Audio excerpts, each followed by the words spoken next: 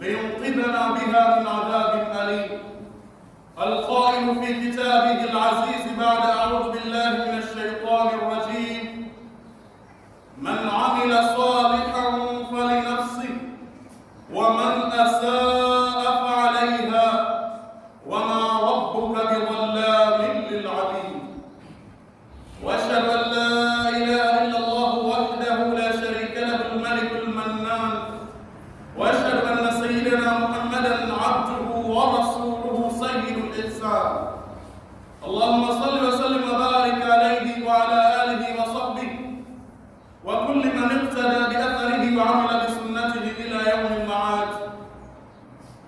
أما بعد، أوصيكم عباد الله ونفسي أولا بتقوى الله وطاعته، واعلموا علم اليقين أن النجاة والفوز للمتقين، فنسأل الله أن يجعلنا من المتقين. أحبتي في الله, jambo la kwanza sinabudi kuhusia nafsi yangu kama ilivyowajibu kuhusia nafsi zenu juu ya swala zima la kumcha Allah subhanahu wa ta'ala.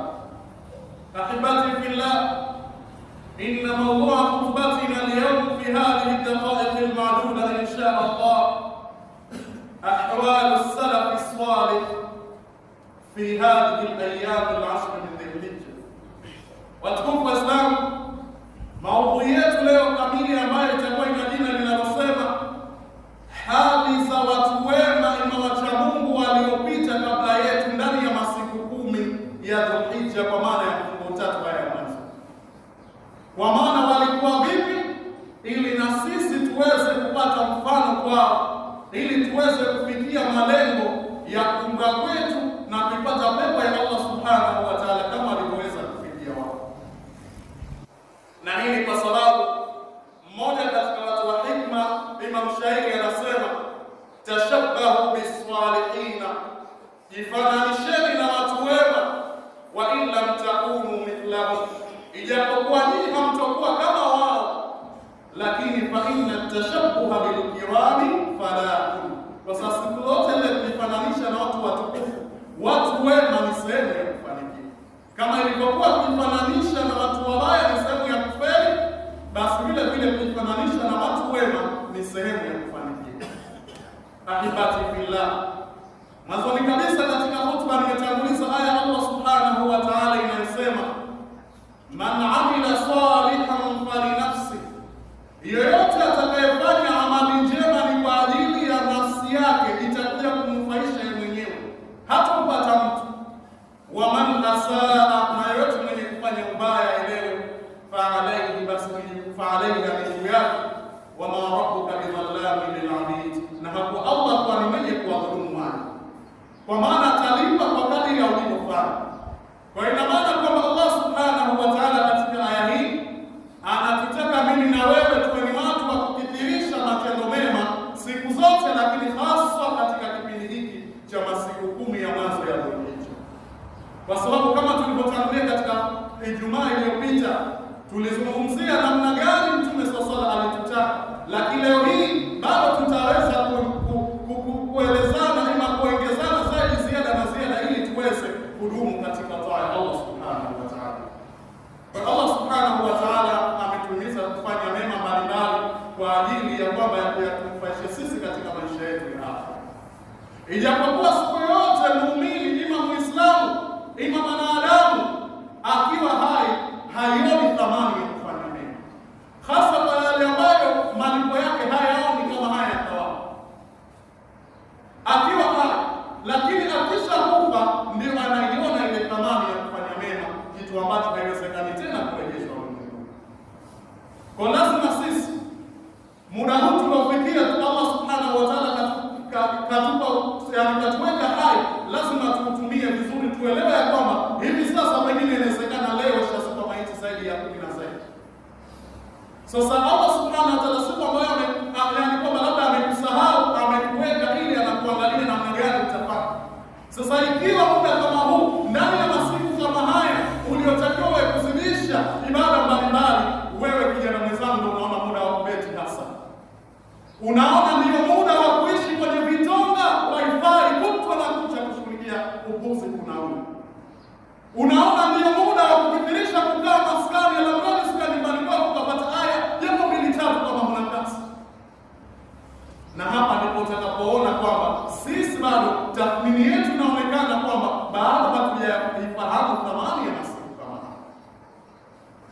Ahibati fillah, tunaambiwa kwamba kana salafu salih yu'azzimuna 13, walikuwa watu wema waliopita wanayaadhimisha, wanayatukuza kwa kufanya ibada 13.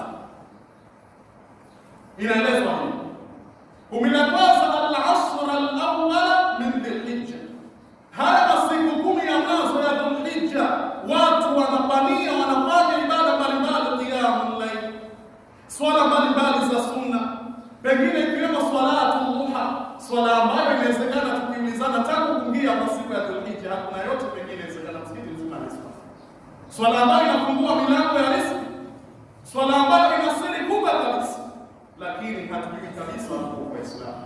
Lakini inawezekana ndani ya masiku 10 alipoingia haya, inawezekana baadhi yetu mtu ukimuuliza wewe siku zote mpaka himula anakuja Ijumaa angalau mara 200 umepata kumswalia Mtume, basi unaweza kukuta ni machache kabisa, ima hakuna kabisa. Umemtaja Allah kwa namna gani? Bali mtu ikifika asubuhi tu tayari anatafuta vikao vya watu, jana anasema alifanya nini, yani ndio kama afkari yake. Watukufu wa Islam, tuangalie kwamba huu hai tuliopewa mpaka muda huu tuutumie vizuri. Tukihisi kwamba kwa sababu tunajiona ni wazima tunaweza kuinua mguu, tukahisi kwamba aliyotueleza Mtume sallallahu alaihi wasallam thamani ya wakati kama huu hayana maana, tuelewe malipo makubwa yatakuja kupata baadaye. Ahibati fillah, kwa hivyo ndio walipokuwa wenzetu kwamba wanaadhimisha masiku 13 kumekataza, kwa maana zile siku 10 za Dhul-Hijja za mwanzo wanafanya ibada kwa kula, kumswalia Mtume, kutoa sadaka na mema mbalimbali. Sasa mimi na wewe, hebu tujiangalie, ndivyo tulivyo hivi kweli? Tuna mabadiliko kabla ya kuingia kwenye masiku haya? Ima hatuna? Kila mtu bali sana ala nafsi basira. Allah anasema bali wanadamu kwenye nafsi yake mwenyewe anajibu, walau alqa maradhira, japo atakuja kutoa dharura na ingasi kwa kila kitu, japo atajitelekea na kujua mimi mpaka sasa sina nilichofanya.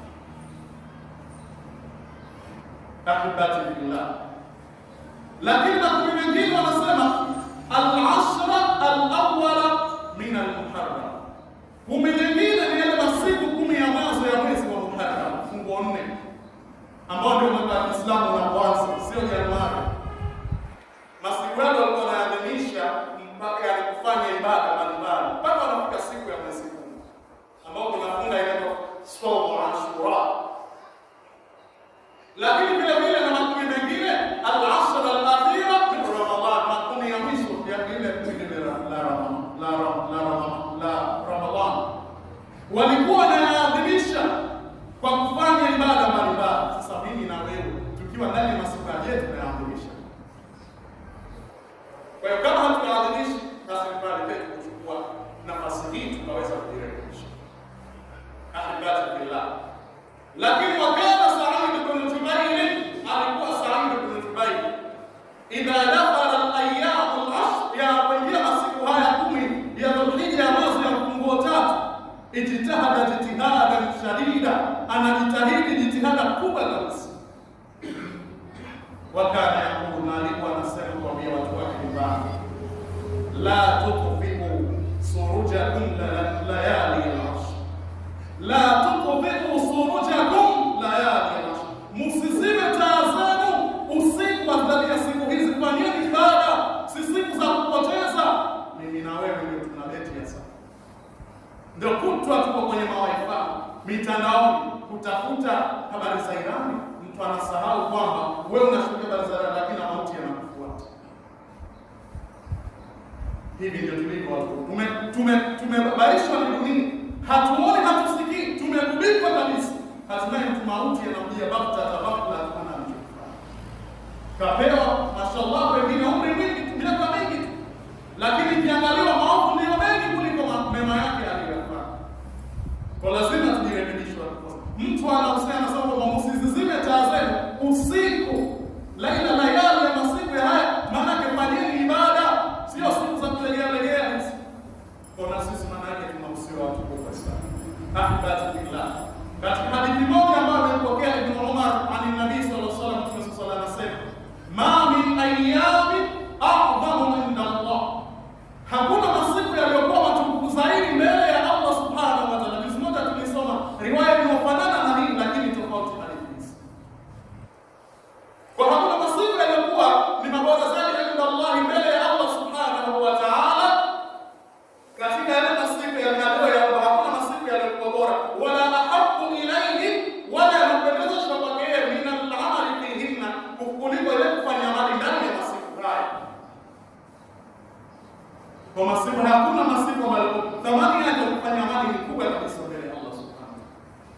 sallallahu alaihi wasallam anasema fa'akthiru min at-tahlil, basi zidisheni kuleta tahlili la ilaha illa Allah. Ina maana adhkari ni miongoni mwa vitu muhimu vilivyotakiwa ndani ya mfumo, ndani ya kipindi hiki.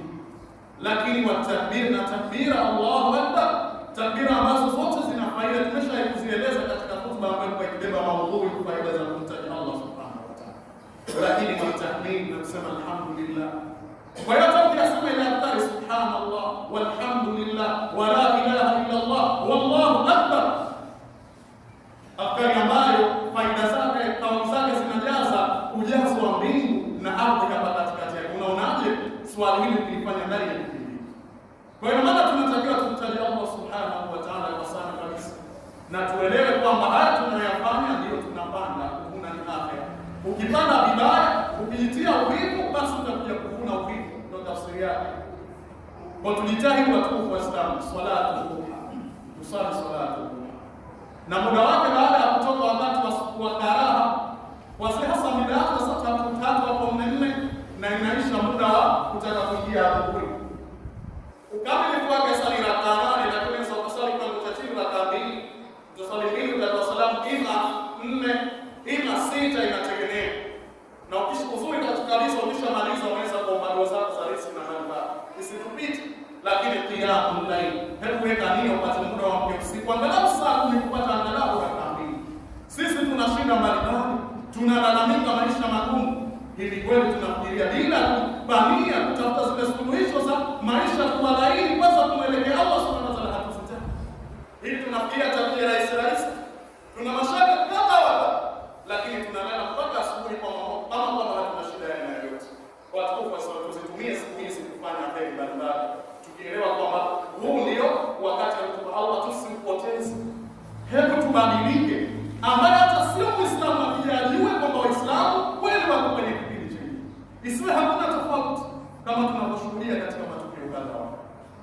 Leo hii ndani ya masiku haya wengine bado wanafanya shirki.